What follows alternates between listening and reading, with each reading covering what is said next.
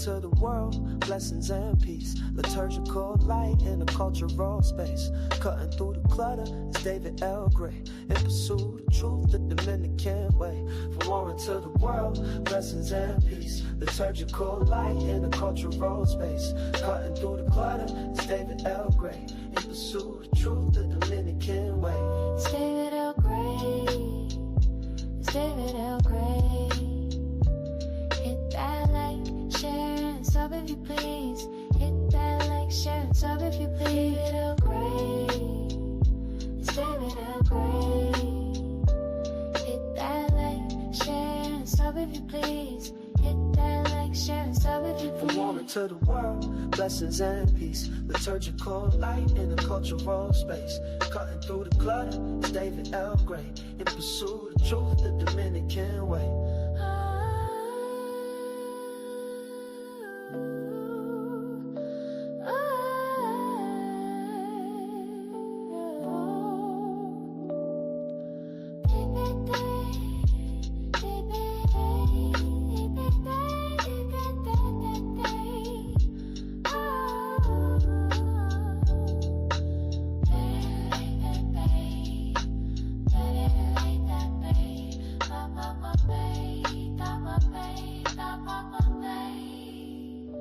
It's David L. Gray. It's David L. Gray. Hit that like, share, and sub if you please. Hit that like, share, and sub if you please. David L. Gray. It's David L. Gray. Hit that like, share, and sub if you please. Hit that like, share, and sub if you please. From war into the world, blessings and peace. Liturgical light in a cultural space. Cutting through the clutter, it's David L. Gray. In pursuit of truth, the Dominican way.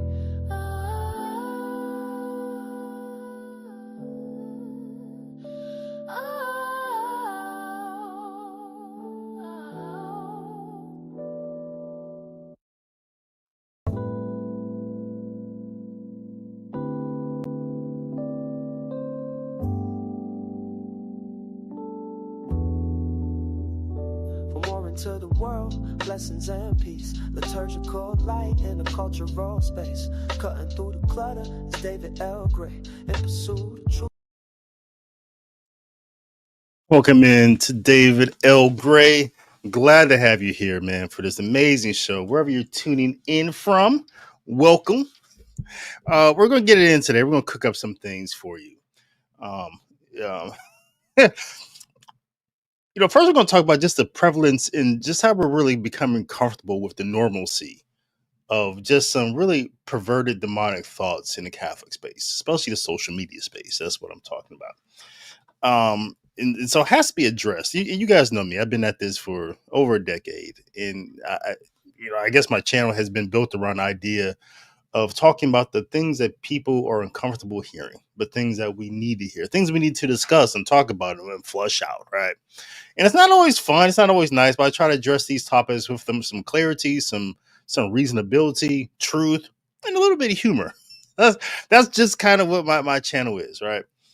And so, yeah, but there are some things in the spaces that we frequent that they're just some pink elephants. They're just walking around, and I guess we just think they're going to disappear. We think, hey, if I ignore this thing long enough, it's going to go away.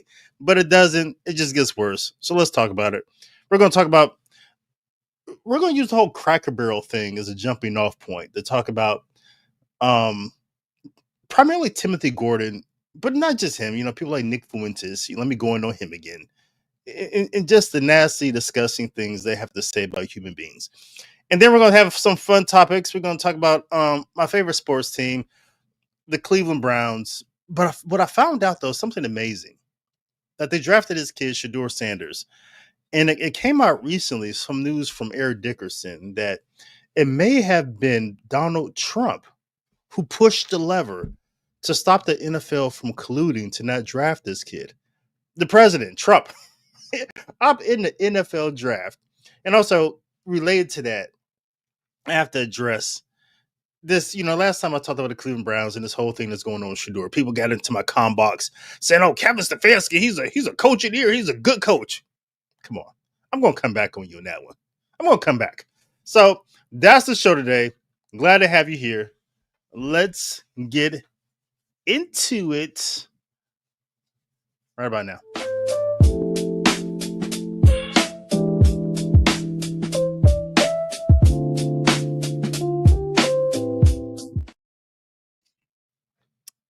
So yeah, the whole Cracker Barrel thing, man. Cracker Barrel changed its logo. I guess was it this week? Last week? Yeah, last week. Very recently, they changed their logo. It's a rebrand, right? And corporations do this from time to time. There's some inner workings that's going on. People seeing some wokeness going on. The previous logo had guys standing there, as you see, on a Cracker Barrel. That's what the name was, and it didn't have anything to do with uh, the the phrase cracker, which is the nomenclature, or what people it goes all the way back to England. This phrase cracker, what people call themselves, call others in the United States. The phrase Georgia cracker, Mississippi cracker, that was one thing people referred to themselves. And it was kind of cultural. Black people were not expected to call people crackers or anything like that. It's kind of like the N word. It's just a cultural word that people refer to themselves, but outsiders were not expected to use. But that's kind of largely went away. Really, really, people don't refer themselves to Georgia, Mississippi crackers or anything like that. But that had nothing to do with the name Cracker Barrel. It was named after a Cracker Barrel. That's why the gentleman here is leaning on a Cracker Barrel. So yeah, I get why change is hard. Change is hard. Um, I don't care what it is. It's your job, right? You've been doing it for 15 years, whatever. Something changes, a new owner comes in, and they want to switch things around. People are uncomfortable with change. We just are. A lot of us are, and we resist it. We get frustrated because we like things how they were. They're comfortable to us. We have stories, we have memories, we have history around how things were. So when things no longer are how they were and they become a new thing, that's difficult, right? Just for all sort of brain chemical reasons and comfort and all that stuff. Like I said, I don't care. It could be your job. It could be your spouse. Did your spouse just put on 400 pounds in the last 4 months, right? 400 pounds in 4 months? That's a lot of change, right? Everyone would be, but I don't like this change. This is different. Like, now, if your spouse, went to the doctor, found out they had a thyroid issue, okay, I knew the 400 pounds were coming, right? But if you did know the 400 pounds were coming, no one's happy about that, right? Change is difficult for a lot of people. We like how things used to be. So I get that part. All right. What I didn't get, I can say I did get, because I remember a time back when, the whole wokeness thing was like so prevalent, just 5 years ago. I remember when the white liberals had told black Americans, hey, you guys have to get rid of Aunt Jemima and Uncle Ben and all these black people on our food. They have to go because you should be offended that black people are on your food. That's what they told us. We had to get rid of Aunt Jemima and Uncle Ben. The black faces on food had to go. And I remember no one really made any noise about this. Right? There's more noise about changing the name Cleveland Indians to the Guardians or the Redskins to whatever they're called, Commanders in Chief, whatever. But taking the black people off of food, we were just kind of silent. Right? We had memories with Aunt Jemima and Uncle Ben. All of us grew up with those faces. But they said, oh, we got to get rid of these. You should be offended. All right. I mean, me. I wrote a song about it. I'll play a clip for you. Here it goes. Stolen legacy, you can just forget about me. You were so quick to want to remove Uncle Ben and Aunt Jemima, who imaged me. But what if I told... Give me 1 second to add this to the studio.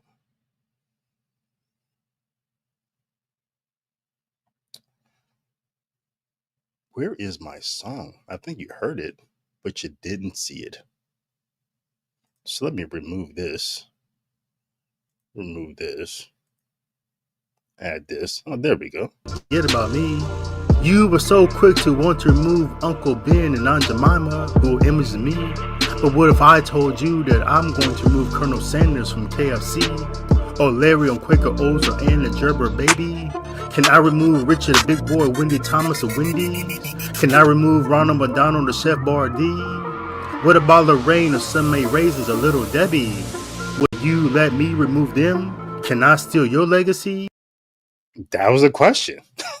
I thought it was a legitimate question. People were telling Black Americans, we're going to get rid of all the images of people who look like you on food.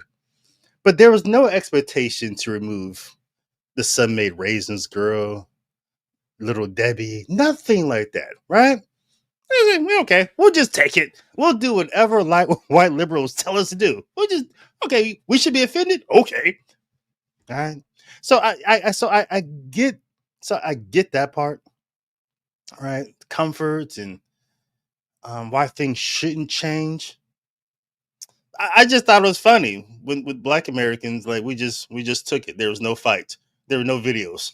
It's just a difference of I think of one group of people are just really under the thumb. I think of white liberals, especially white liberal women, right? Just that thumb. And I think Black liberals just would do anything that white liberals tell them to do, whatever it is. Even vote for the drunk lady. Vote for the drunk lady. All right. It's just different cultures. People react differently to things that liberals tell them to do. So I admire the pushback with the whole Cracker Barrel thing. I do, because I didn't see that from Black Americans. So I think that's cool. I think this is something to learn. Of course, it's too late. The Cracker Barrel image is not going to go back, right? I think this is a lesson for Black Americans to learn. Maybe you just make a little noise, and you'll still see people who look like you on food, right? It's too late now. Aunt Jemima and Uncle Ben are gone, but I get it. What I also get, though, is just the eerie silence in Catholicism. There's a very eerie silence about just clear, just objectively, just white supremacy and objective, just blatant racism in the Catholic social media space. Just an eerie silence. Before I get to that, some people will say, "Oh, David, you're just going on and on about this." But I me, I call balls and strikes as I see them. And you can go into my YouTube catalog and you'll see times when I address Black supremacy, because there's a lot of that too. I address it, especially in the Catholic Church. There's Black supremacy, especially with your so-called, your culturally Black Catholics and the Black Catholic churches. And there's just their insistence on just making the liturgy Black again. And trying to make people like Sister Thea Bowman, who's deceased now, trying to canonize her. And she's one of the biggest Black supremacists that ever came around, thinking that, oh, if we there's something that Black people have just intrinsically, that if we just add that to the liturgy, add a little song and dance and music that Black people are really good at, the liturgy will be better. That's just blatant race essentialism to me. And I don't say race is like a real thing. I mean, race is in culture here, because obviously there's one human race. But just something intrinsically about the culture of Black Americans that we just add that to the liturgy would be better. That's I think that's evil. I think that's Black supremacy. And so I've addressed that time and time again. Even when I had a radio show on Guadalupe Radio Network, and people used to complain. There was this nun who used to call in or write letters to the station. I forget her name. Some lady, I think she's rather popular, a Black nun, a little bit overweight, always smiling, right? Whatever her name is. Yeah, oh yeah, David's bad. Get him off the radio. We're telling the truth? Really? Okay. But back to just the normalizing just white supremacy and acceptance of white supremacy in American Catholic Church is concerning to me. I'm going to play a couple clips here just to show you just a little taste of the pink elephant in the room that nobody wants to talk about. Nobody whatsoever. A few of us. I've seen some tweets, some posts from our friend Christine Harrington from Eternal Life Plan, Father Frank, um, Stephen and Bartow, and some other people, making some noise about this. Um, Robert from Determined to Be Catholic making some noise about this. But from the people who are in the cult and in the camp of these people, silence. Cool. Well, look, you got to be careful because you'll realize this. Black people are super violent and impulsive. Not all of them, but a lot of them. And if you say that, like, they will try to kill you. Because black people try to kill you over anything because they already hate you because you're white. And if you give them a reason, they already know, like, they have no abstract conception of the future. So they'll just kill you for nothing. So you do have to be careful around black people. People are always like, you wouldn't say that in front of black people. It's like, yeah, I wouldn't drive a nice car into a black neighborhood because they would try to kill me. I wouldn't move to a black neighborhood because they would steal all my nice stuff and they would kill me because they're violent people. And I don't want to be murdered with violence because I'm actually not willing to risk my life over, being in their presence. So you actually got to be careful. I mean, you should never be in a position where you won't say it on principle, because we can say whatever we want. We're white people. We can say whatever we want. Okay. I wouldn't even say stop a nigga. You can say nigger. Okay. It's a word. I would never use it at somebody unless I'm in traffic. Sometimes it comes flying out or when I'm playing a video game or in some, but it's really not important.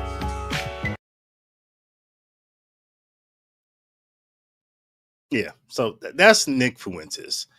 Loudly calls himself a Catholic. Identifies as a Catholic, always talking about Catholic theology and things. Yeah, let's just be silent just about his just blatant ignorance. And offending people as if offending people is a virtue. By race. So do you think it's literally, well, this is just what a black person is when they come out? Or do you think that... I love the way Candace says black. When she's annoyed, it's like whatever. That's like she's mocking somebody, which is black. Literally, well, this is just what a black person is when they come out, or do you think that post welfare, LBJ, Great Society, this is what Black Americans have become, and I have a right to respond to that and say that as a white man, I don't want to live there? Well, I think it's more nature than people would like to believe. There's this classic tension of, is it nature, is it nurture, is it cultural, or is it intrinsic, is it racial? And I've always been on the latter side of this among conservatives. Conservatives like to say it's all culture. Black America is the way it is because of hip hop music and the Great Society and that kind of stuff. And I think the uncomfortable reality is a big part of it is intrinsic. We hate the idea that we're born a certain way and we can never change. And that's just the way it is. And we even think about this in terms of, it's become not so popular these days to tell children, you can be whatever you want to be. Because we know that's not the case. Some people are tall, some people are short, some people are smart, some dumb, some ugly, some handsome. Okay, so you're saying that if you are born at this space and time as a black person in America, here is the cards that you're dealt with and you can't change that over time. Something like IQ does not change. Doesn't change wildly. It only changes genetically over. IQ is a big one, and that changes. That's a genetic trait. And so that can change over the generations, but not, you can't take an individual that's 75 IQ, which is the average in West Africa, and take them to 100. So two dumb people can't produce a smart person. I believe they can, actually. Yeah.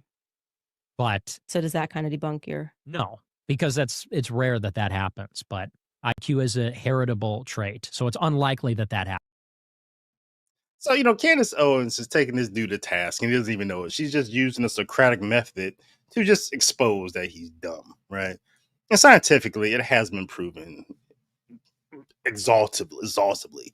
that IQ is not genetic. Only about up to 5 to 9% of a person's intelligence quotient goes and is, contributes to their intelligence. You'll have higher IQ just based upon what your mom ate while you were in the womb, or what you ate in the first 5 years of your life, or the number of words that you heard in the first 3 years of your life. That has more to do with IQ than anything genetic. I mean, this is scientific. I made videos about it.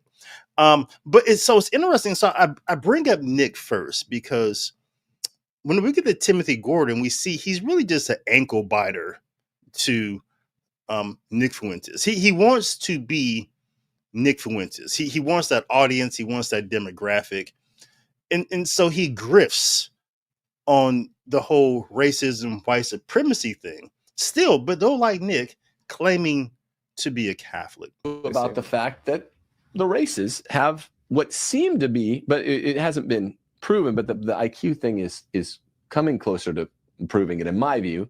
I don't really care about it as much, probably as Nick, but seems to be a natural, not a nature generated disparity, between blacks, Hispanics. Yeah, let's just ignore the science so I can grift here a little bit.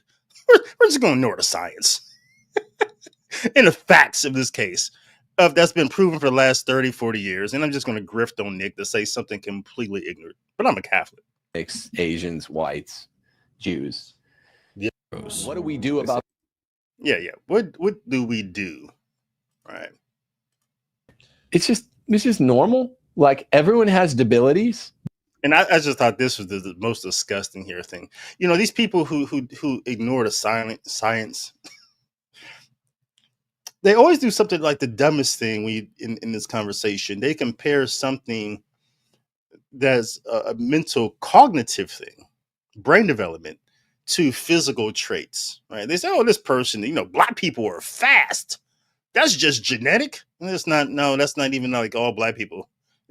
It's not. It's black people as Africans or their descendants from a particular section of Africa, right? East Africans not as fast as West Africans. They just aren't, right? Right. Ask any lion and giraffe. Just kidding, but no. But they always make these weird comparisons, and that's just let you know that these are serious people. Cognitive development is not the same as just physical traits. It's just normal. Like, everyone has debilities. Do you think you have to look over your shoulder before you talk about, like, oh, I'm really bad at jumping?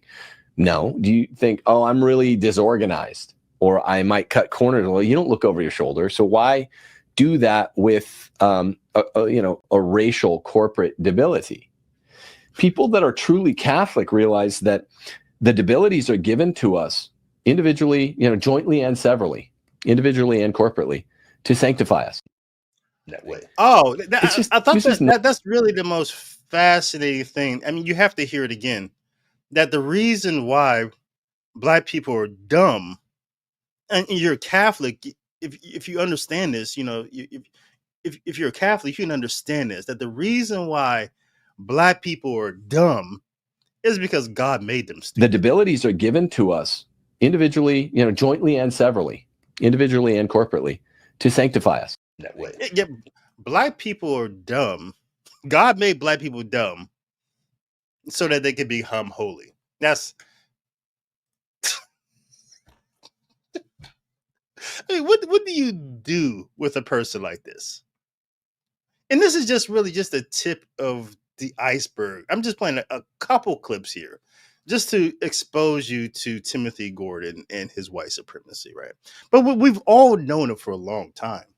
I remember he was introduced to a lot of us from being fired from the last legitimate job he had out in California, being a high school philosophy teacher or something like that, because he says something about Black Lives Matter, being Marxist or something like that. At least that's the story we were told, right? But it's becoming more and more clear these days. The more he speaks, the more he says the most racist and white supremacist things. Maybe they were on something. Maybe that school in California knew something about Timothy Gordon that we did not know. Maybe it's that, right? because he's been at this for a long time.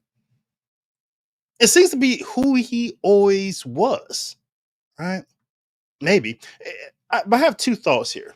I hate to set up a false dilemma, just give you two options, but I do have two options here. I think why he's going deep in this direction of espousing hatred for people based upon their skin color is that this is who he always was. And this is what led up to him getting fired for his statements about Black Lives Matter. Which, if it is true, they were Marxists, they were a communist group. That is true.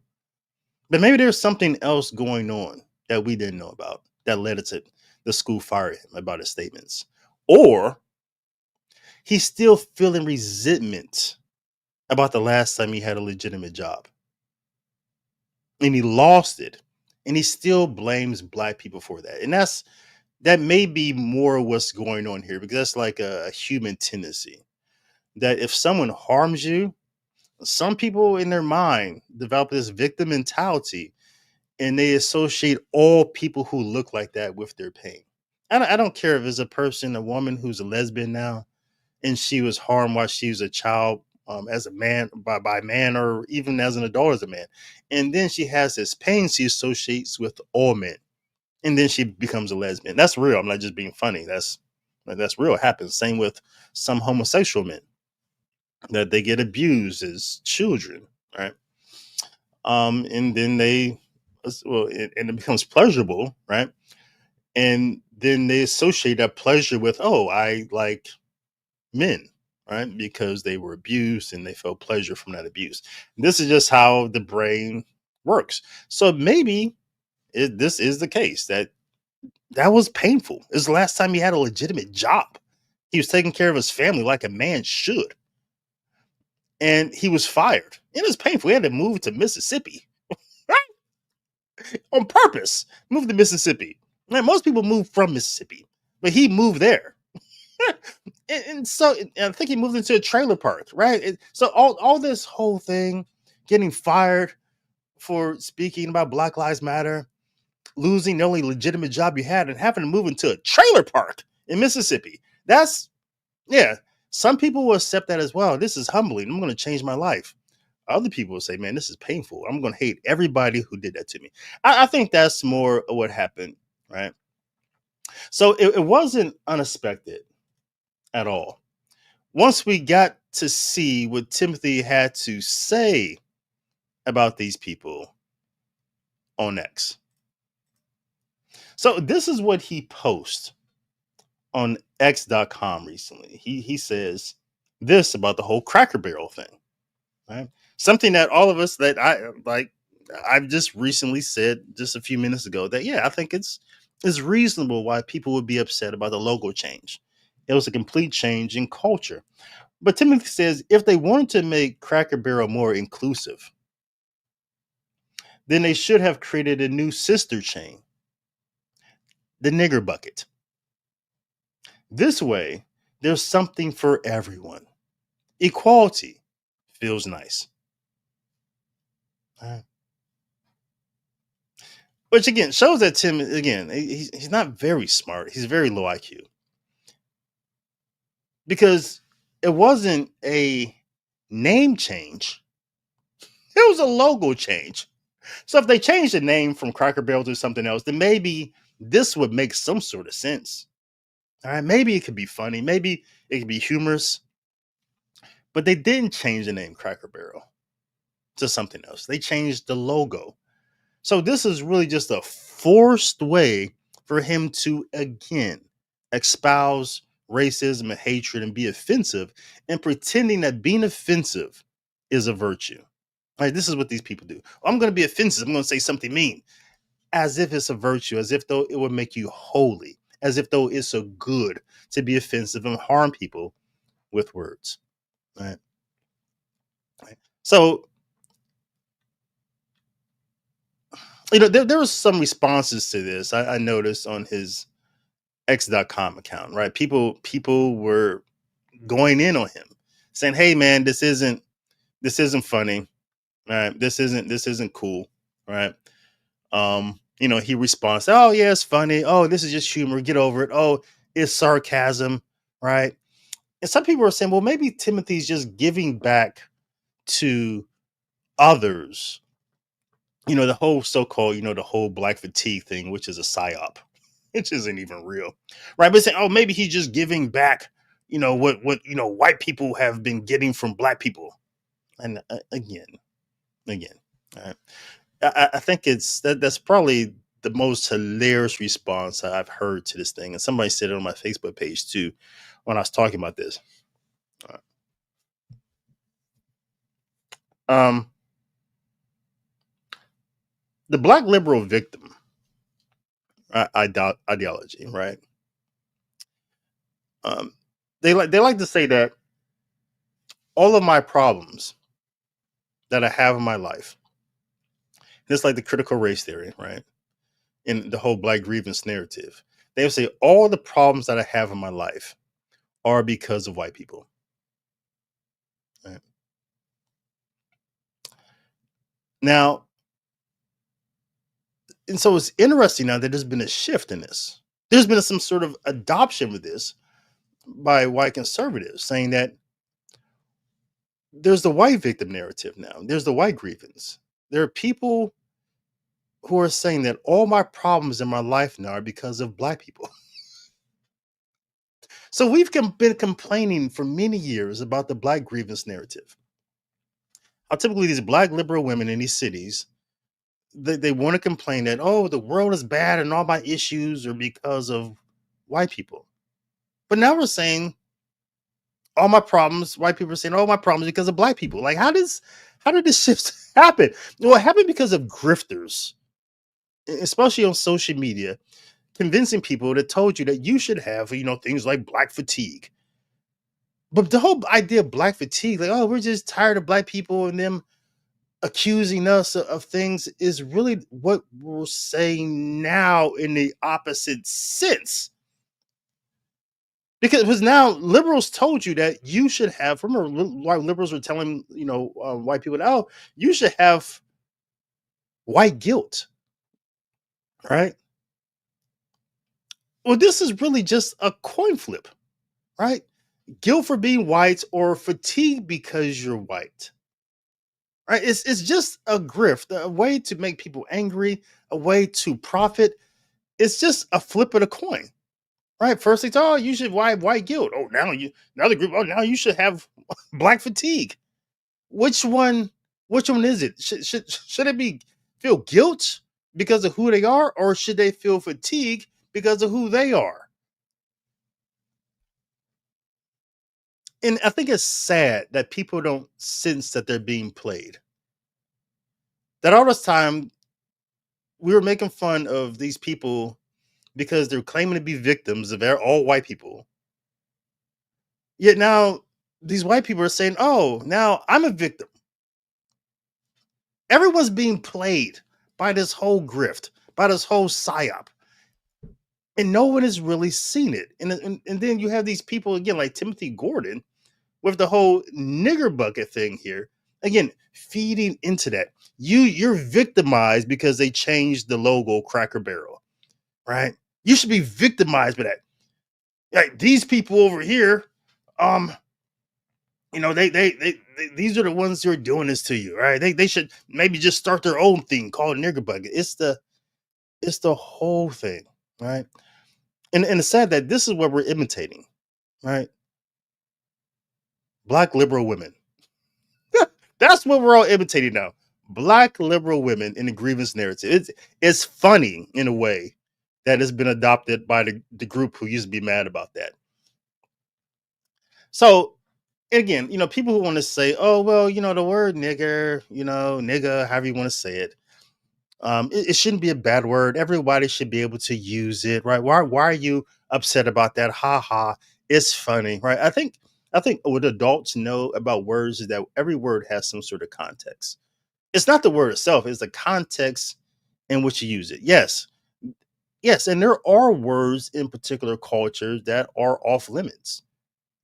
And if you do have a culture like that, if you have a culture like that where you don't have words that are off limits, Well, that's just your culture. Like I said, I think the word cracker used to be a word that black people could not use. It used to be offensive. Now it's not. So I think there was a word in the white American culture that at times there were words that are offensive. Maybe now there's not, but cultures do have words and customs that are not universally freebies, and they're sacred across the world. If you notice this, like communities have expressions and gestures and traditions that carry deep meaning.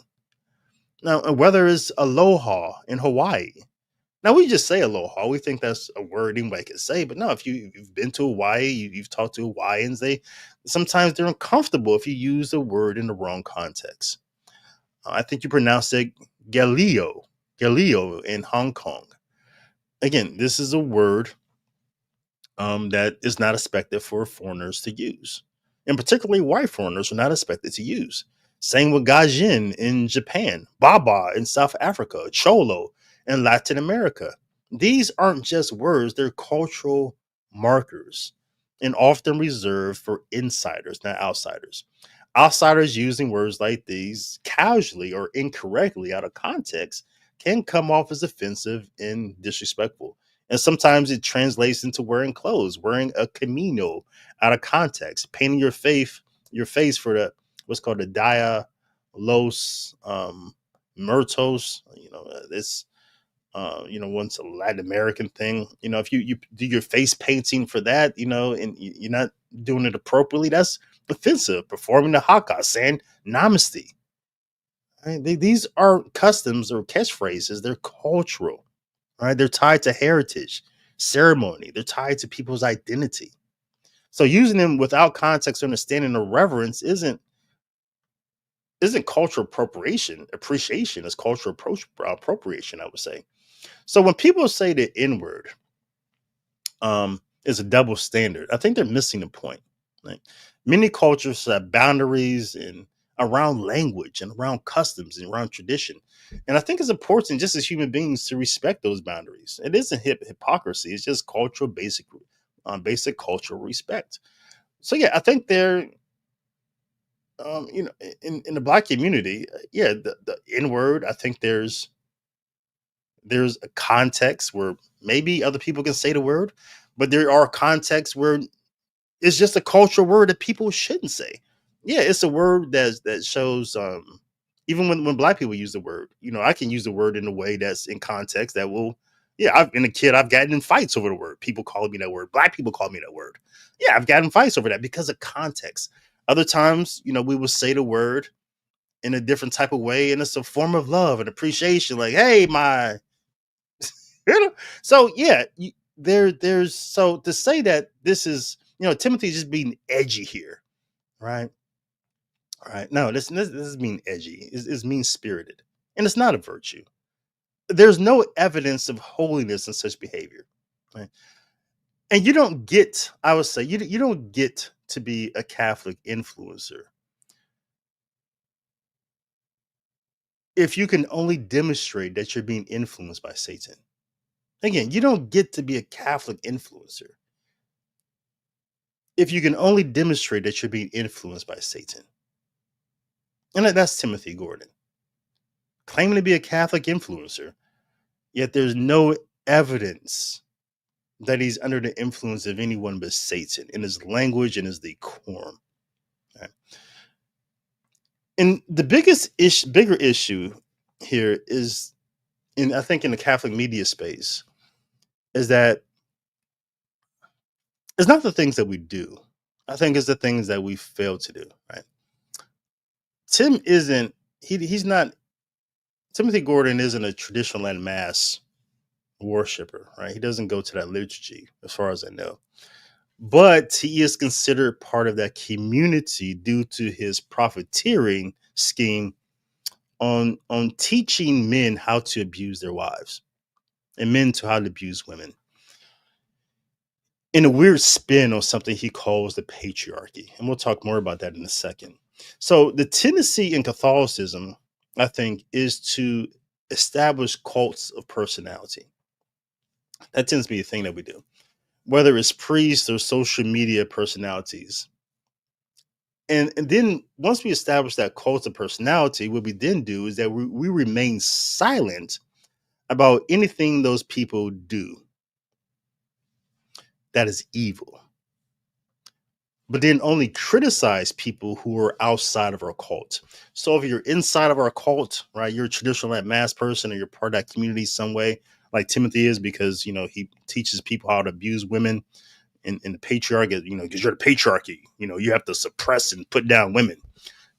We're going to protect you in this cult, and we're not going to say anything offensive about you. And I think this was decades, same the way it was decades ago. Something that we're still working through. I think in the Catholic Church, decades ago, with priests playing some of these priests, playing hanky panky with children and young men.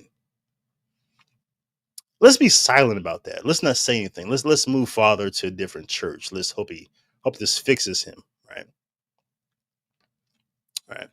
Or let's transfer. Everyone knows I've been in a parish like this when I first became a Catholic. Well, not first, when I moved into a new town. And I just went to the church like right in my neighborhood, right? Clearly everyone knew Father liked men. Knew every year he went down to Florida to spend time with someone who he called his husband. Everyone in the parish knew this. The Father was gay and actively gay. But there seemed to be some sort of agreement in the church to be silent about it. Let's just ignore it. Let's play like we don't see it. Let's just ignore it when he's in the pulpit. He gives an homily and he says, "Oh, I was in Florida with my husband." Let's just ignore that part. Let's be a little bit uncomfortable, but just ignore it, right? Because he's in our cult. He's in our camp. Or when their sins are exposed and we cover them or make excuses, like Father Karapi, Alex, the voice of reason. If you're in that person's cult, you're silent. If you're not in their cult, well, you talk about them. That is why no one in Radtrad Inc. said anything about when Father Altman said kill the Pope. Everyone was silent. Everyone was silent. Let's just ignore that part because he agrees with us on so many other things. But whenever the Pope says something weird, they were the first ones who were on the Pope, like white on rice. It went the other way too, I think. Taylor Marshall says something weird, right? Smash. Let's just smash Taylor Marshall for saying something weird. But Pope Francis told his friend Tony, remember he told his friend Tony, who's an Anglican bishop, I believe, and Tony wanted to become Catholic. And Pope Francis told him, no, don't become Catholic. We need you to remain an Anglican, right? So let's smash Taylor Marshall for saying something weird, but let's be quiet and silent about Pope Francis leading this person to hell. Right? So this is unfortunate, I think, in the Catholic media space, that there are these camps and these cults and not enough people willing to call balls and strikes, right, as they seem. I get it. Right. It's no way to grow a social media channel calling balls and strikes as you see them, right? It's much easier to grow a social media channel, make a little bit of money if you establish a cult, you protect your cult, and you just group speak, and say everything that makes people comfortable. That's how you grow a social media channel. That's how you make a little bit of money, sharing your opinions, right? Create your cult, say everything everyone wants to hear, and say nothing about the things that make them uncomfortable. That's how you do it, right? There's little personal gain in calling balls and strikes. But this is sad, I think, because people see this. Like people who are not Catholics see this, and it's embarrassing. They see Timothy Gordon and his tweet here, and they see none of the people in that cult saying anything about it. Everyone's silent. They see that. It's embarrassing. And it leads people away from the faith. And they see all these Catholics, well, people like Nick Fuentes and all these other people, they just say all this racist stuff and these Catholics say nothing about it. Oh, well, Catholicism must be racist. There's no place for me here. This is what outsiders are saying.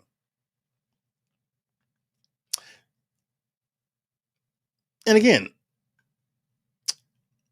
we can rail against the Pope for saying something objectively or subjectively weird, but be silent in the face of true evil. There's no virtue in that. You know, and I wouldn't ordinarily talk about a guy with just 60,000 YouTube subs, like Timothy, right? He's not a big player in the social media space. He's not making a whole lot of noise, right? But it is the fact that he's Catholic and he presents himself as a Catholic. And there is, I think, an attempt amongst these white supremacists to normalize sin and to promulgate the idea that being offensive is a virtue. I say, but to be honest with you, I think a lot of us for a long time have been very uncomfortable with Timothy Gordon. I hear this all the time from people. Like, I don't really watch him. There's something off about him.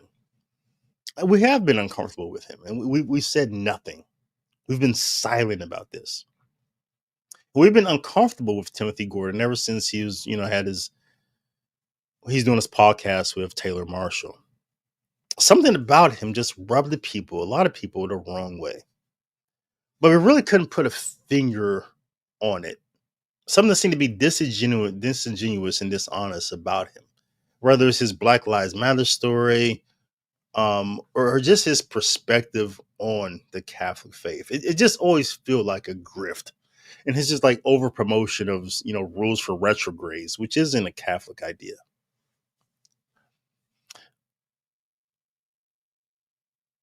Sometimes we're just uncomfortable with the fact that, he has all these kids, I think 7 or something like that.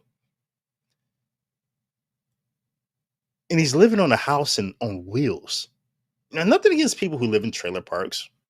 We've all seen some very nice trailer parks. Some of them are really nice. So nothing wrong about that. But it just seemed, it made us a little bit uncomfortable that here he is on social media constantly living in a house on wheels with all these kids and a wife, looking just constantly ungroomed, like he doesn't take showers. And he doesn't have a real job. And he's just relying on us to give him donations, buy a few classes. While at the same time, he's just mentally abusing his wife. And that's what the patriarchy is. And all of us felt just a little bit worried about every time we see his wife Stephanie on camera. And all of us just want her to just blink her eyes just a few times to let us know that she's safe. But once she wrote her book, Ask Your Husband, we knew it's too late. She's too far gone. But the things he says about women, they should get permission from their husband before they go outside, before they go somewhere. Just a litany of things that I just considered his patriarchy, his grift on the patriarchy, his spin on it. It's just mental abuse of women, not valuing them as persons, but as objects, subject to their husband. Yeah, of course. There's a time in the world, and there still is in Muslim countries, where women were not viewed as equal, that they were viewed as property, as pets.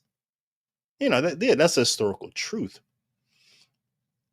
But Christianity, I think the development of Christianity, and the closer that we all get to the Blessed Mother Mary, we realize the value of women, who they truly are.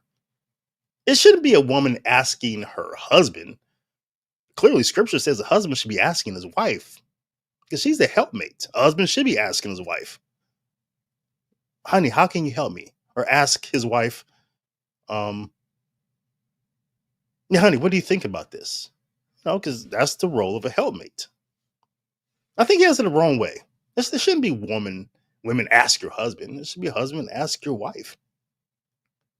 But clearly, God has said it's the man who needs a little bit of help and gave man woman.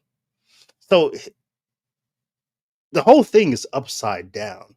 And it's just a tool to control women and treat them as pets and objects. But we're uncomfortable with that. We're uncomfortable with a father who's providing, there's all these kids, and is providing for them by being just a mid-level podcaster, running a dating site, and teaching some courses, all while spewing white supremacy and how to abuse your wife. Right? When I worked for Children's Services, when I lived in Ohio, I worked for Children's Services for a little while. I've had cases that whose parents were saints compared to what Timothy Gordon is doing. But again, we remain silent about it because we're all like, well, let's ignore this because his enemies are our enemies. Let's ignore all this unhealthy stuff. And let's be quiet about all this, right? Because maybe the good that he does will outweigh the evil. Right? But the fact of the matter is that monsters are not born, they're created by us. We create the monsters that dwell amongst us. Right? We create them through silence. We create them through neglect. We create monsters through apathy. We create monsters by giving them participation trophies. As any parent who, for I would say, the first 8 years of their child's life, issue them no discipline, always told them that they were awesome, blamed themselves for their child's mistakes, covered up anything bad that their child did, gave them participation trophies for everything. They will all attest to you. If you did this for your child's 8 years of life, you didn't do anything as far as discipline, just told them they're great, gave them trophies, never disciplined them, like I said. You notice after 8 and leading up as they get over to their teens, you notice that you have a child who thinks they're in charge. You have a monster who abuses the whole house, thinks they're entitled, uses their parents, hardly ever says thank you. The child is a monster. Not because they were born that way, but because the parents created them. And then they send them out of the house at 18 to destroy the rest of the world. Monsters are not born, they're created, usually by their parents. So we create monsters. We're the ones who didn't tell Tim and Nick and all the others that they don't get to call themselves Catholic and speak like this. They don't get to call themselves Catholic and openly spew hatred and venom and be offensive towards other human beings. You know, we openly wondered why Francis is Francis Catholic or not? Right. But we never asked that question about Tim. And we should. This is David O'Gray. Hey, I'm David O'Gray. If you are enjoying this podcast, please hit that like, share, and subscribe button. And also hit that join button so you can receive access to early releases of many of my videos and also have access to my entire archive going all the way back to 2011. Thank you. From war into the world, blessings and peace, liturgical light in a cultural space. Cutting through the clutter, it's David L. Gray in pursuit of truth, the Dominican way.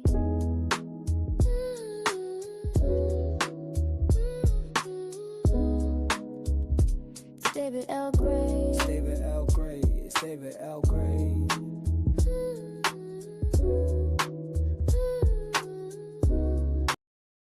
And I would say when people try to like say things, you go to his Twitter account, you know, people try to say things to Timothy, like try to admonish him, right?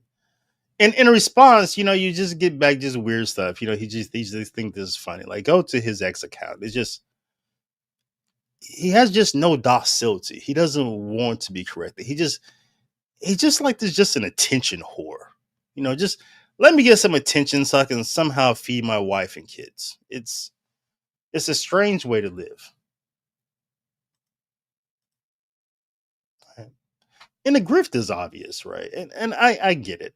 People who have 7 kids and a wife, and they rely on social media and some courses in the dating site to try to feed their family. Yeah, I think this is how you behave, right? Later this week I'll be doing 3 shows. Just reliving the debate I did with a yelling fest that I did with Jay Dyer, where we yelled at each other about things that really don't matter or lead people to holiness. I'm gonna get to your comments before I get to the next topic on this issue, and then we'll get into something I've really been wanting to talk about: the role of that Donald Trump played in drafting Sheduer Sanders, getting Sheduer Sanders drafted by the Cleveland Browns. I'll be right back with that. It's David L. Gray. Hit that like, share, and sub if you please. Hit that like, share, and sub if you please. Hit that like, share, and sub if you please. Hit that like, share, and sub if you please. From Warren to the world, blessings and peace. Liturgical light in the cultural space. Cutting through the clutter, it's David L. Gray. In pursuit of truth, the Dominican way. I'll get to your comments before we get to the other topic. As you guys been in the comment box doing your thing, I appreciate that. Thanks for the activity in the channel. Hey, Christine, I seen you come in early when I first got started. Appreciate you being here. Make sure you guys hop over to Eternal Life Plan if you're not a subscriber there. Christine, our heritage, she also doesn't make a lot of friends because she calls balls and strikes as well. But she has a great channel. Check it out. Diane, welcome in. Thanks. I'm glad you caught a live stream. Appreciate that. I'm only doing a live stream at this time, so I'm taking this class. It may work out better because I'm taking a class at for my doctorate of studies, and the class meets at 8 p.m. Eastern time. So I'm just going to hop on Mondays. I just hop out of the class and into the stream. So it may work out since I'm already up. Francisco says earlier in the show, I don't think he's an actual racist. I think the guy's desperate and fame hungry, which is why he fishes for virality. I think that may be true. When I say the word racist, racism itself is a sin, right? Because it objectifies the other person and it means them, and it doesn't value the person as the Imago Dei, right?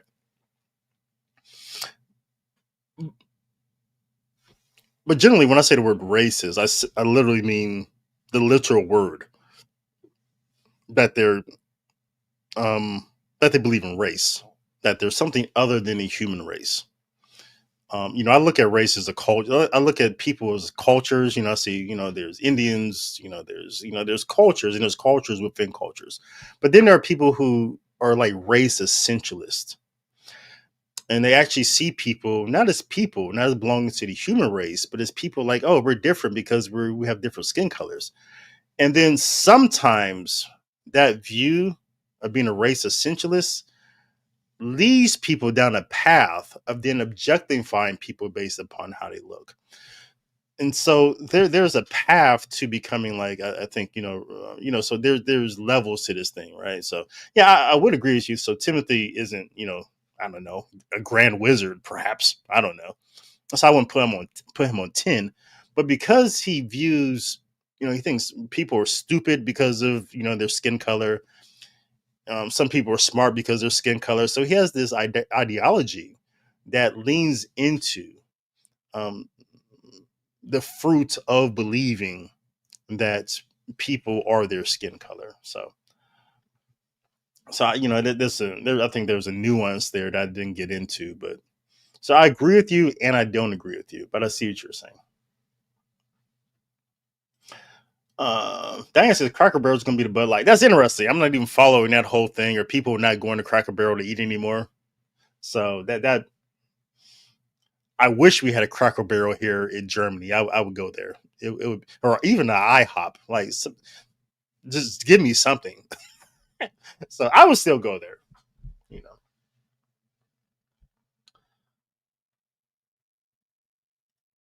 Diane says I told Christine's channel I'm done with Catholic YouTubers. Invoke the Holy Spirit to give you counsel. I respect you, David. You stay true to yourself and the Lord. Thanks, Diane. I hope you keep watching my channel because I'm not a YouTuber. This isn't my job. I just hop on here a couple times a week just to say something that I think is interesting. So, but I definitely understand. It's toxic, right? It's toxic. A lot of it. It depends upon what your algorithm says on YouTube, but the type of stuff it shows you. Jimmy says I don't understand how that dude gets invited for interviews. He's a clown. Yeah, like that's something we all know. Like he's not a serious person.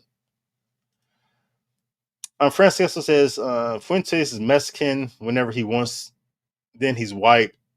The guy has to be a Fed. Yeah. Nick Fuentes he is controlled, right? He is definitely just an op. It's clear that he's a CIA or FBI agent. And I think he's in the middle of the whole thing. Remember, the FBI was like trying to infiltrate SBS churches, right? And some people think Nick was just tied to that whole thing. Because I think he's a traditional mass person, right? And so all people couldn't, there's a lot of stuff about the kid that people try to connect. So it's some of it is interesting.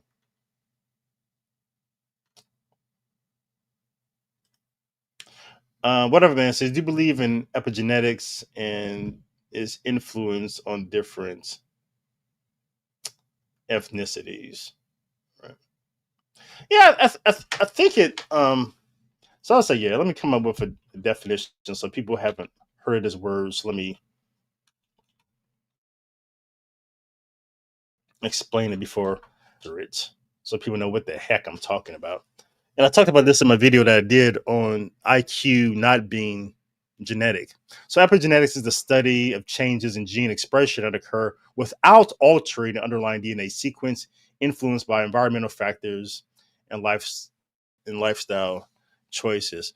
And so I think what IQ studies have found out is that, well, IQ just naturally changes every 10 years. Every 10 years, globally, IQ increases by 4 points on average.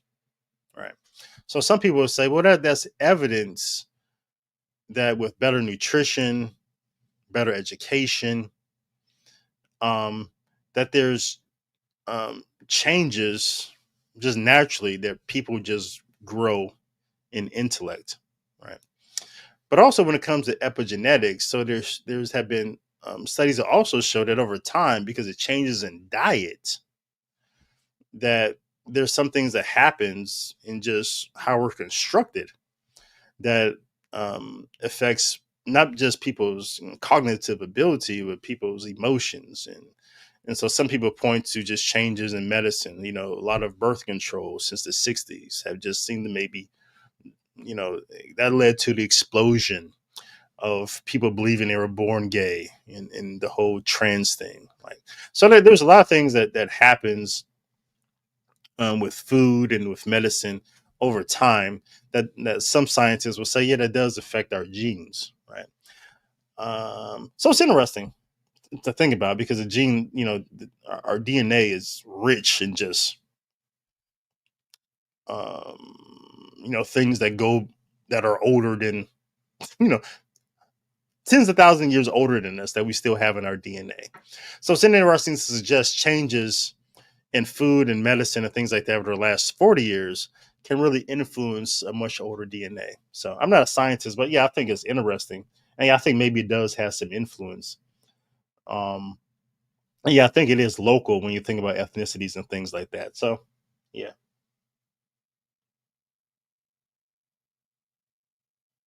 Francis says it's funny how this guy rattles off all the extremely stereotypical theories. Yeah, just he doesn't really say anything new. I think what's clever about Timothy Gordon is that he has a really good diction. He's really good at grammar and rhetoric, right? And so he sounds intelligent when he speaks. He does. But it's very cursory, it's very surface. Like you scratch it a little bit and it sounds dumb, right? And so he tries to hide like his stupidity with words that have more than 3 syllables. Right? So I'm going to use a word with 5 syllables just to sound intelligent. Right? Once you get past that, once you understood what he said, you understood he didn't say anything.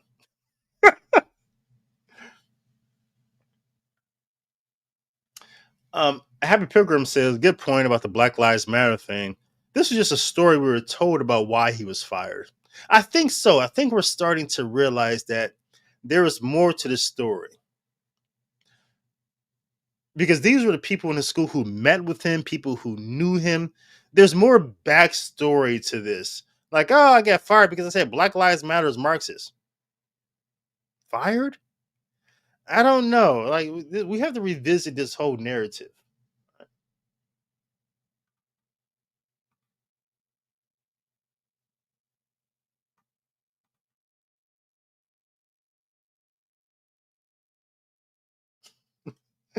Happy Pilgrim has some sarcasm here. Like, haven't you listened to his superstar epic, highbrow, high intellect Catholic debates?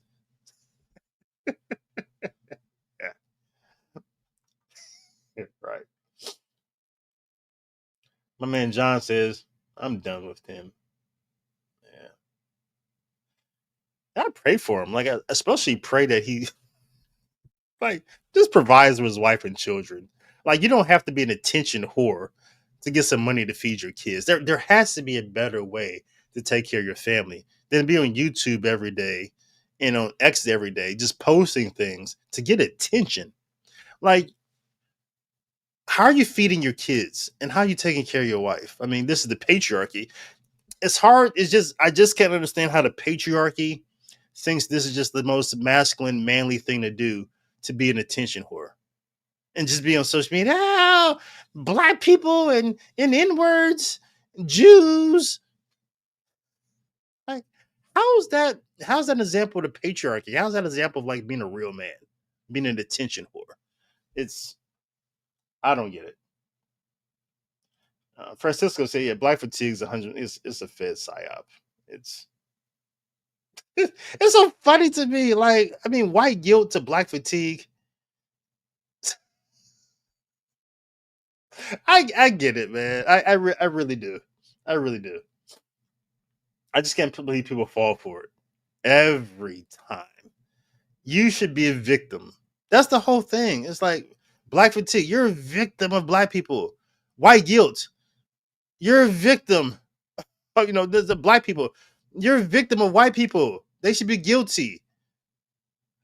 The white people, you should be fatigued. You should be a victim. It's just this, just constant, just victim narratives, just being spun around every time people fall for it. And I'm not saying every culture has bad people in it, right? I get the fact that you go to a carnival cruise, you're going to see some low life black people fighting. I listen.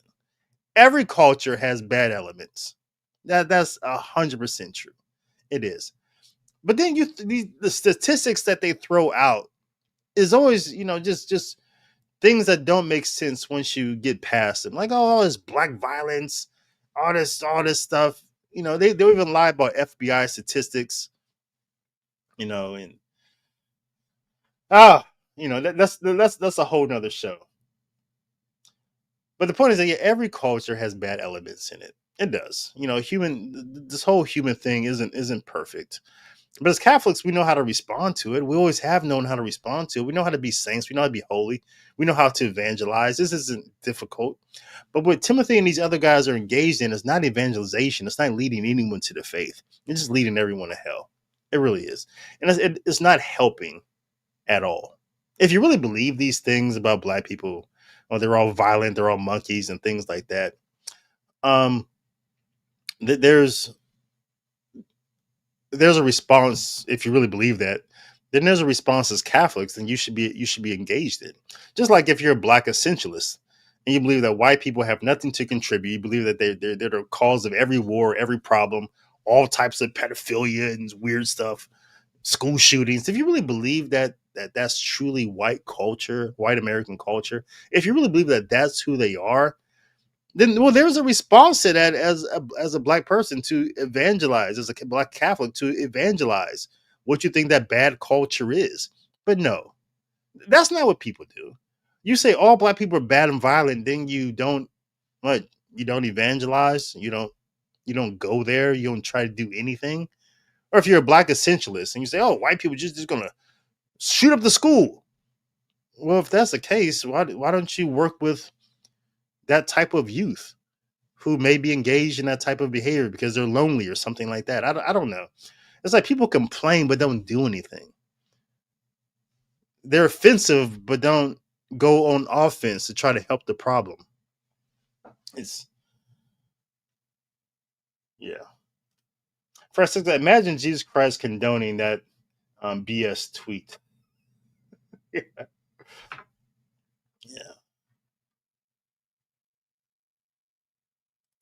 Paul nails it. It's KKK Baptist theology. Yeah, the same KKK that who are Baptists and Baptist Christians, so called, and created the KKK. That ideology still lives well beyond the life of the KKK, even in segments of the Catholic Church, as we see. So, Jimmy says, my wife showed me his wife's book. It really says it's written by Timothy J. Gordon. Yeah. Yeah, I know, I'm not going to comment on that. I think some women still do that. And I'm not going to comment on that. That's their business. If she wants to call herself not Miss Stephanie Gordon, but Miss Timothy J. Gordon, it's like she doesn't have her own identity. She's not her own person. Like she's hypostatic with her husband. Listen, I don't have a comment on that. That's their marriage. Only thing I'm saying is the patriarchy that Tim is teaching is abusive to women. It just is. It is. It's a form of abuse, right? Francis said, David, call like it is. 95% of Catholic influencers are trying to get that money by using the church for a clickbait. That's all it is. It's like Catholic Hollywood. It's pathetic. Yeah, I think. But at the same time, I think people are trying, but it's just a small segment that's really just making money. All right, like my channel, at the height of my channel, when I was getting a lot more views, I think when I was doing more political content. So when I was doing political content, yeah, $1,000 a month, right? Yeah, $1,000 a month, not bad, right? At least it paid for the channel, more than paid for the channel. All the equipment and software that you need. But so someone like Taylor Marshall, easy, $10K a month, right? Over $100,000 a year. Someone like Timothy Gordon, 60K views. He's probably just from YouTube, maybe 3,000 a month. Just 3,000 a month, which is, again, you could probably feed a wife and kid on that. You could, move out the trailer park and buy a nice house in Mississippi. Houses in Mississippi, most parts really don't cost that much money. Yeah, you could do that. No problem. And so, yeah, if you can work it out, it's a pretty good gig. Someone like Michael Lofton, again, this is his job, so we can't really trust people. I think he has some decent content, but if this is your job, I can't really trust you. I can't trust what you're saying because I don't know if you're being honest. I think maybe it's your job. So you have to do what your job makes you do. You have to do what makes money. And so, but someone like him, yeah, Michael Lofton's probably, 7,000 a month, just on the YouTube and then the Patreon or something like that. With the Patreon, maybe 10,000 a month. So yeah, you're making six figures. And so it's a lifestyle. All right. So,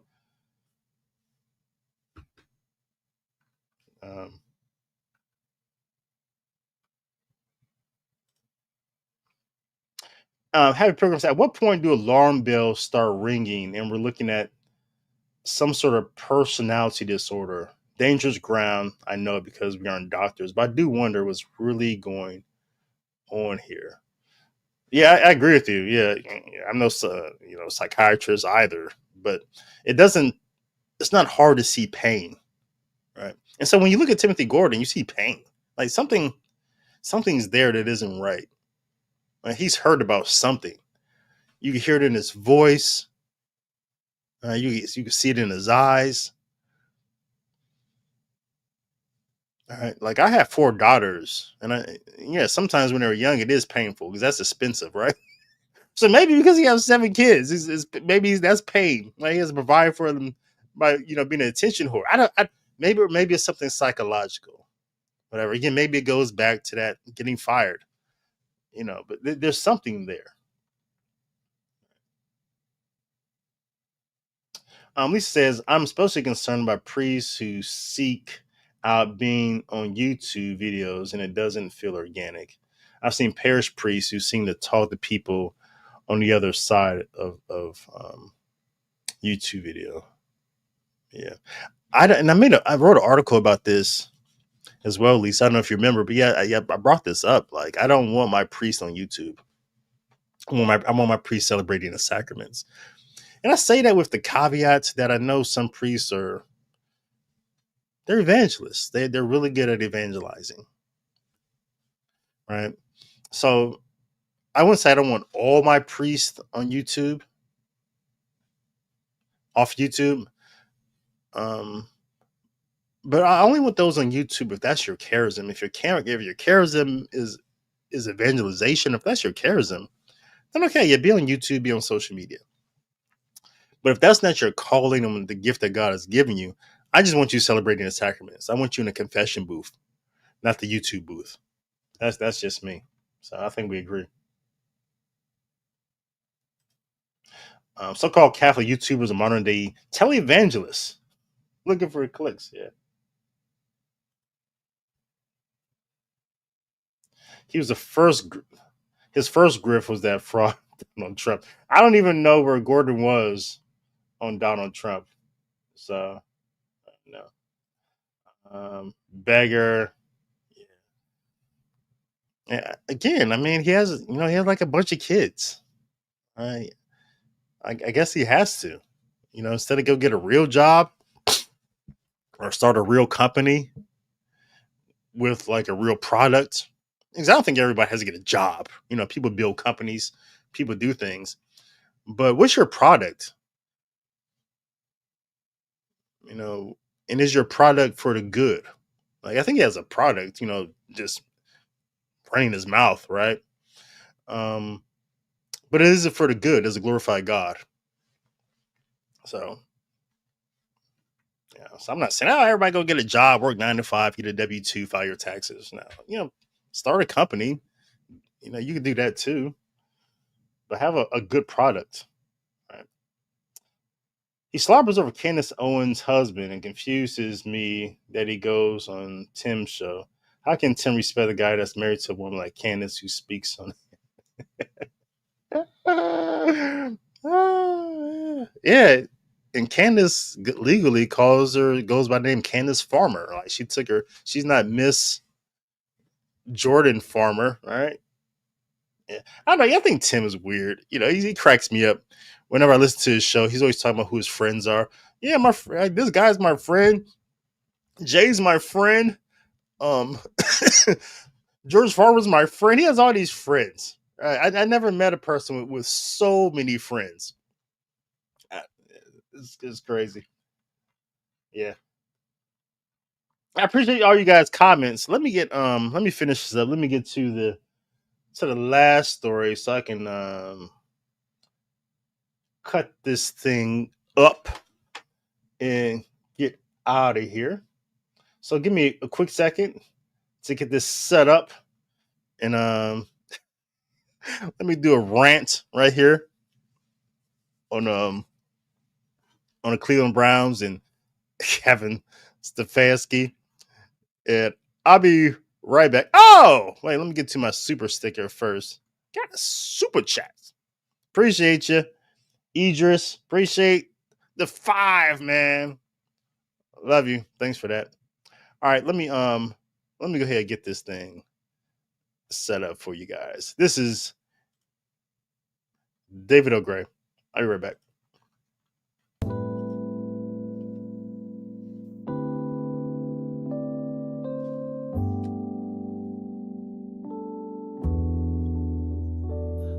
To the world, blessings and peace. Liturgical light in a cultural space. Cutting through the clutter is David L. Gray. In pursuit of truth, the Dominican way. From warring to the world, blessings and peace. Liturgical light in a cultural space. Cutting through the clutter is David L. Gray. In pursuit of truth, the Dominican way. It's David L. Gray. It's David L. Gray. Hit that like, share and sub if you please. Hit that like, share and sub if you please. David L. Gray. It's David L. Gray. Hit that like, share and sub if you please. Hit that like, share and sub if you please. From warring to the world, blessings and peace. Liturgical light in a cultural space. Cutting through the clutter, it's David L. Gray. In pursuit of truth, the Dominican way.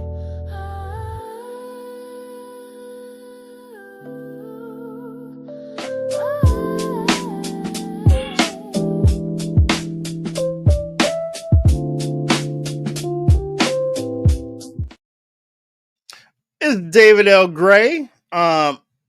Yeah, this is gonna be a wild one, I think. So buckle up because what I'm about to lay out might be the wildest theory you've heard so far in this NFL football season. It's got everything: mystery, power, politics, and a quarterback with good genes. All right, so let's do this. Let's rewind back to the NFL draft when Sheduer Sanders, coach, prime son, Heisman finalist, the son of Deion Sanders, and one of the most talked about quarterbacks in college football history, falls like a stone in an NFL draft. Everyone thought he was going to go at least in the second round, no later than the third, but he's not picked in the first, not the second, not the third. Teams passed on him like he was radioactive. They passed on him like he was a bad habit they didn't want to pick up anymore. It was crazy. So there was a lot of speculation about how did this happen? How did this guy with so much talent, who everyone thought was going to go in the top few rounds, how did he fall like Kamala Harris on election day? How did that happen? How did he drop so fast? No one's seen anybody drop this fast since the last time they went to a strip club. It was crazy. So there was a lot of speculation that teams maybe had different values than what we publicly thought. People said, "Oh, he failed because his dad was the agent," and the NFL really doesn't like it when you're not being represented by a professional agent. Just like judges in courts don't like it when you're representing yourself. Right? You saw what happened to Lamar Jackson when he's being represented by his mom as his agent. NFL doesn't like that at all.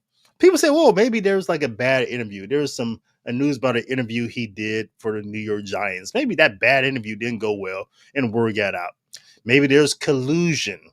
Maybe the NFL management company, the company who tells the NFL what to do, the management committee, rather. Maybe the committee got together and said, okay, none of us are going to draft Sheduer. Then last week came this bombshell. Hall of Famer Eric Dickerson dropped a claim. And Eric Dickerson is trustworthy. He's, one of the best running backs ever to run the ball in the NFL. Great commentator, a serious person. He says that the NFL teams, the NFL, management committee, it seems, told teams not to draft Sheduer, that they wanted to make an example out of him. And then this is where it gets spicy. Dickerson says that someone called the Cleveland Browns and told them, don't do that. Draft him. What I heard from someone that's in the NFL, that the NFL told other, don't draft him. Do not draft him. We're gonna make an example out of him. And this came from a very good source. And he said that, I won't say who, somebody called the Cleveland Browns and said, don't do that. Draft really? him. Yep, draft him. Don't do that. Because they weren't going to draft him either. They weren't going to draft him. So that's a crazy story. Now, Eric Dickerson doesn't drop any names here, right? So he says he's heard someone from the NFL, very high up. We don't know who it is, but we're just assuming it's not the janitor, right? Somebody who just cleans around the building. Although that person could hear some things. I'm not trying to diminish their job or their source of the tea. But he says, he heard someone from some very high up, right? And they said, we're not going to draft him. We're going to teach him a lesson. And then someone called the Cleveland Browns and said, don't do that. Draft him. Okay. Now, that's interesting because, again, let's talk about the timing here. It was on April 25th where Donald Trump takes to Truth Social and he blasts the NFL owners for passing on Sheduer. I think this is day 2 of the draft. And he calls them stupid. And he praises Sheduer's phenomenal genes and says teams should pick him immediately. All right. Less than 24 hours after that, the Browns, who had already drafted a quarterback, a dude just a little bit taller than me, weighs a little bit more than me, but has a left arm, they draft him. Dylan Gabriel, decent college career, but just really small for an NFL quarterback. They draft him a pick in the 3rd round, and then they trade up, as if someone was going to take Sheduer before them, which there's no evidence that anyone was going to take him. The Browns trade up and take Sheduer at pick 144. Coincidence? Maybe, but let's dig a little bit deeper to see if it was Donald Trump who called Jimmy Haslam, the owner of the Browns, to go tell his coach and GM draft Sheduer. Trump said so. So Trump has a long-standing admiration for Deion Sanders. These are buddies. And before he meddled, I would say Donald Trump started meddling in the NFL. Remember, he used to meddle in the United States Football League. And the Haslam family, the owners of the Browns, they donated over $2 million to Trump's, just his inauguration. We're not even talking about the money he gave to the campaign in 16 and 20 and in 24. We're just talking about the last inauguration. They gave Trump $2 million for the inauguration. All right. Now, there's no photo of the Haslams and Trump together, but the financial ties are real. And here's the kicker. Of the 23 teams that drafted before the Browns that day, at least 15 to 18 of them had, Republican leaning owners. So if Trump's post was meant to pressure his political allies, it didn't work, except on an owner he had to give a call to saying, draft him. So I ask you, here's the question. Was the mystery caller Donald Trump? Did the former president pick up the phone? Was that him who said, don't do it, draft him? It sounds like Trump. Sounds like something Trump would say. Just really straight to the point. Don't do that. Draft him. Because if he did, this wouldn't just be a sports story. It would be a story of political. It would be like just a major political power story. A media moment. Really, just a legacy move of all. Just rolled all in one. A president of the United States made the call to an NFL owner telling them who to draft. Now, this isn't strange for Jimmy Haslam either. Remember when Jimmy Haslam drafted Baker Mayfield? Who told him to draft Baker Mayfield? No, it wasn't Baker Mayfield. It was Johnny Manziel. Yeah, who told Jimmy Haslam to draft Johnny Manziel? Remember? It was a homeless man on the street. A homeless man on the street told Jimmy Haslam to draft Johnny Manziel. And he did. So it wouldn't come to any surprise to anyone if Trump called Jimmy and said draft Sheduer. All right. And if he didn't, well, the timing, the relationship, the pressure sure make it look like someone with serious clout made that call. I got one more browse story for you. This one is going to be a funny one as well. Hold on.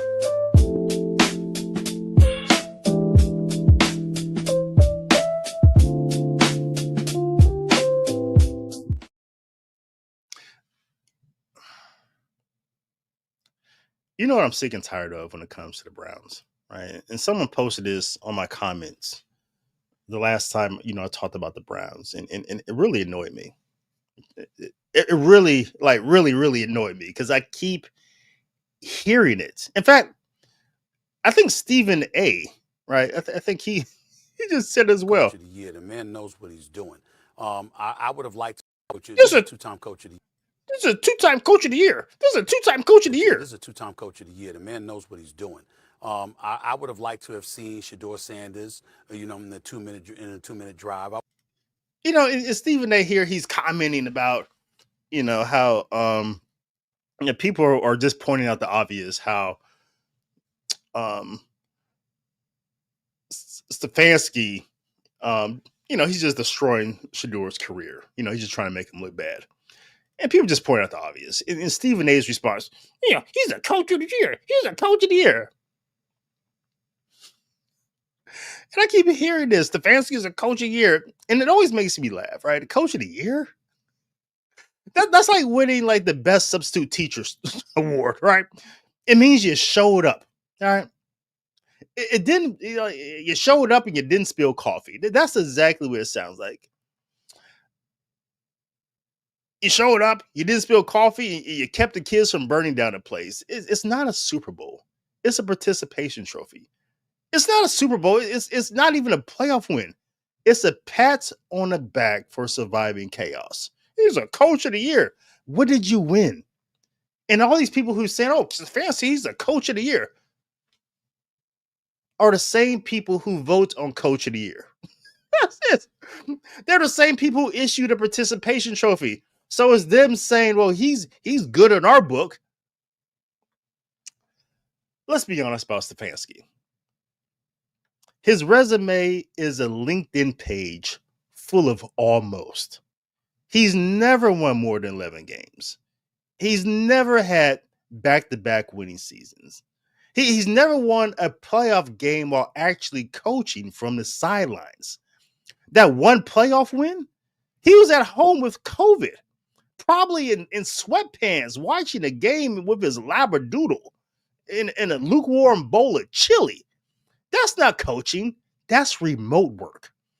Now, I'm not saying Stefanski's useless. He's actually great in a very specific way. He's a crisis manager. You know the type. The guy who calls when your company's just blowing cash, bleeding cash, and your CEO just quit, and all your interns are Googling how to file for unemployment, how to write a resume. He's not the visionary. He's the janitor with the Harvard degree. Look at his 2 winning seasons. This crisis manager. One was during COVID when the league was basically Madden in rookie mode. It wasn't even a real season of COVID year. It was just basically the league playing Madden in rookie mode. It wasn't even real.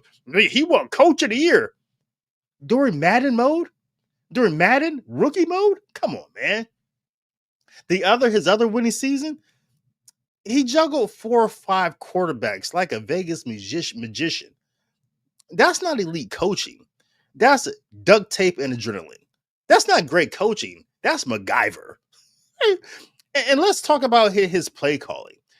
People are shocked that he gave Sheduer Sanders slow developing plays during the last preseason game against the Rams. Right? Really? You're surprised that Stefanki gave someone a bad play? He did the same thing with Baker Mayfield. Don't you remember? Remember Baker's last few games in Cleveland? It was like Stefanki handed him a playbook written in Latin. Baker looked like a guy trying to solve the Rubik's Cube blindfolded. Stefanki wanted him to look bad. Then came Deshaun Watson. No, he wanted the Baker Mayfield to look bad so he can get rid of him. Because again, Stefanki is all about ego. If he doesn't want you, he'll find a way to get rid of you. He always sabotages his quarterbacks who don't want to play within the system. And then Deshaun Watson, same story. The offense was molasses. No rhythm, no tempo. It's like Stefanki designed plays in a sensory deprivation tank. Here's the truth. If Stefanki doesn't want you running his system, he'll make you look bad. He'll tank your tape before he lets you outshine him. He'll give you a horrible tape, a horrible basically just make you look bad, right? In front of other teams to make it seem like he's not the problem. You are, right? He's like the kind of coach who would rather crash the plane than let the co-pilot let her land smooth. He needs all the credit. And let's take a look at his quarterback track record. Let's look at some of the people who he's had, some of the people he's drafted. Again, Baker Mayfield imploded under Stefanki. Stefanki did nothing to help the guy. Baker Mayfield leaves Cleveland. He looks better at every stop he goes. Then he becomes just a top-notch winner in Tampa Bay. Joby Brissett brings him in under Stefanki. Man, he looked better in Washington after he left. Joe Flacco, he comes into Cleveland, looks good. He goes to Indy, looks the same. No improvement under Stefanki. It wasn't Stefanki. Joe Flacco looked good, not because of Stefanki, just because Joe Flacco's an old good quarterback. Deshaun Watson, again, a phenomenal quarterback before he got to Cleveland. He's in Cleveland, just trash. And Sheduer Sanders, again, great college quarterback. So far under Stefanki, trash. So these guys all look good, better or after they left Cleveland. Stefanki he's I think people call him the quarterback whisperer. He's really the anti-QB whisperer. He's the guy who turns Ferraris into lawnmowers. And here's the kicker. The Browns will never win with Stefanki. Not because he's dumb, not because he's lazy, but because his ego will not allow it. He'll never let a quarterback outshine him. He's the head coach equivalent to a guy who brings in his own guitar to a karaoke set, just in case someone is getting more attention than him. Right. So yeah, coach of the year, great. But until he learns to let go of his ego and let his quarterback lead, Cleveland is just spinning its wheels. So again, to everyone who says Stefanki is a great coach, he's a coach of the year, go kick rocks. He can't win more than 11 games. He can't get to a playoff win. He can't develop quarterbacks. He's a crisis manager, not a coach. This is David L. Gray.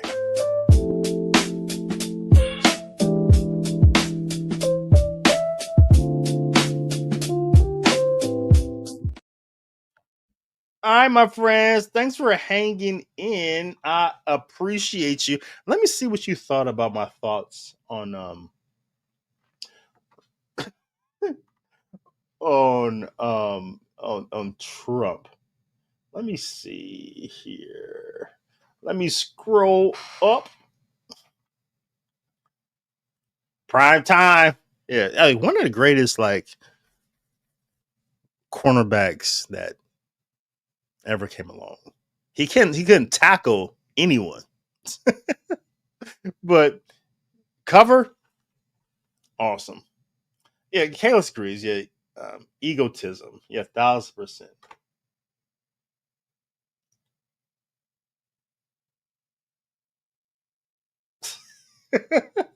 Paul says he is his father on literally on not literal steroids. I said NFL teams want to win. If he can play and is mature, he gets drafted appropriately. Yeah, I think that. But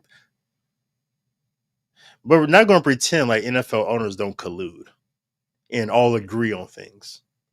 And that's been factually proven in like the latest NFL PA lawsuits. We know that as a fact. They have a management committee who tells NFL owners how to design contracts, what to do and what not to do when it comes to certain players. Like in the NFL, it's a privilege. Everyone doesn't get to play there. And if you don't play by the rules, they'll make sure you never play again. Tim Tebow, Colin Kaepernick. There's some things that NFL teams just agree on. But I would say that Jimmy Haslam, here's some more evidence that, Trump may have called him. Jimmy Haslam has a history of bucking the NFL management committee. He does. When it came to giving Deshaun Watson a 100% guaranteed contract, everyone in the NFL, all the owners are mad at him for doing that. So he has a history of bucking the NFL owners. So,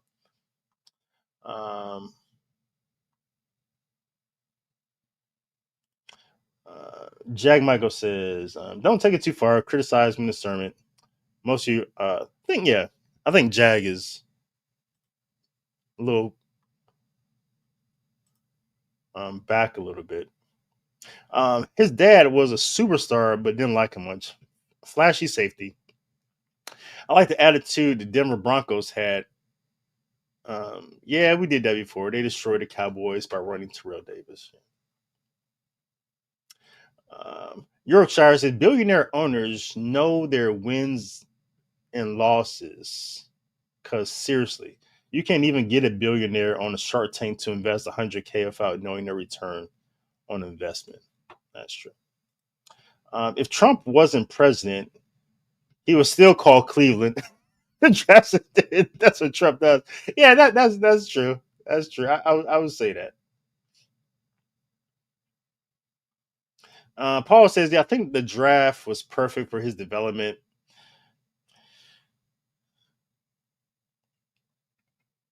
I think it's good that Cleveland has a starting quarterback in Flacco. And I think it's good if Flacco plays all year and Sheduer can sit down. Like Alex Smith sat down, Pat Mahomes, Aaron Rodgers sat down, Jordan Love. So and all those quarterbacks usually who sit for a year develop better. Sit 1 or 2 years, develop better. Favre sat down Aaron Rodgers for a few years. Aaron Rodgers became great. So yeah, if Sheduer can sit for 1 or 2 years and watch Flacco, that'd be the best thing that ever happened to him. Because he is slow. Sheduer is. I'm probably faster than Sheduer. He is slow. So he has to develop like a high IQ game. He has to develop his football IQ and just become a smart player, become like a Tom Brady, who sat for a year for the most part.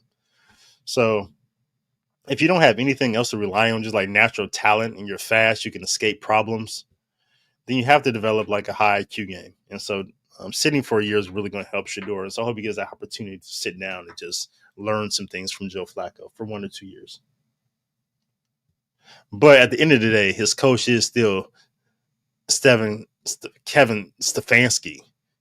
And so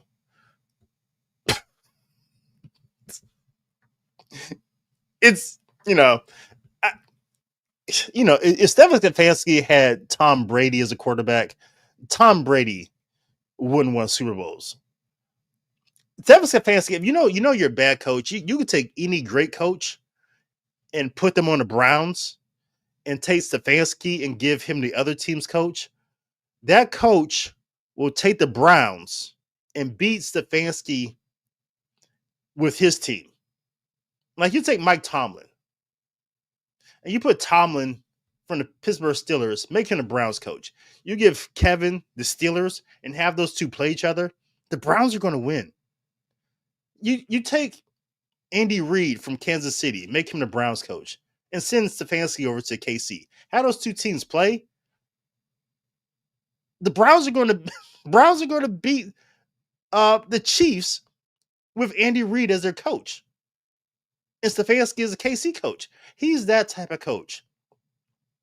The other coach can take your team and beat his team with your players. That's it. He's horrible. There's no words to describe how bad of a coach he is.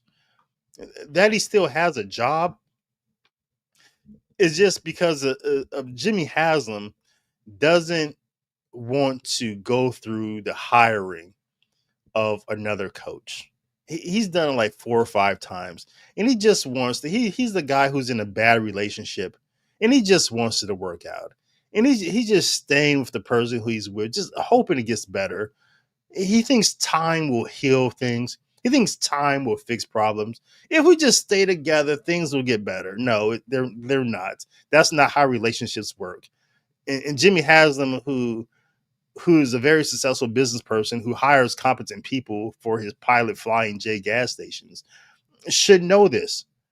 The longer that a person is there doesn't mean that they're going to get better. Some people are just incompetent. Some people it's the Peter principle. Some people just should stay at this position and never get hired for a higher position. Some people just aren't good at the next position. Kevin Stefanki was good as a coordinator. He's not a good head coach. It's just not his thing. But Jimmy Haslam, for whatever reason, he's just hurt. He's embarrassed by having hired so many head coaches. He just wants this to work out. So God bless the guy. But yeah, this is a cycle of stupidity, and it's not going to work out.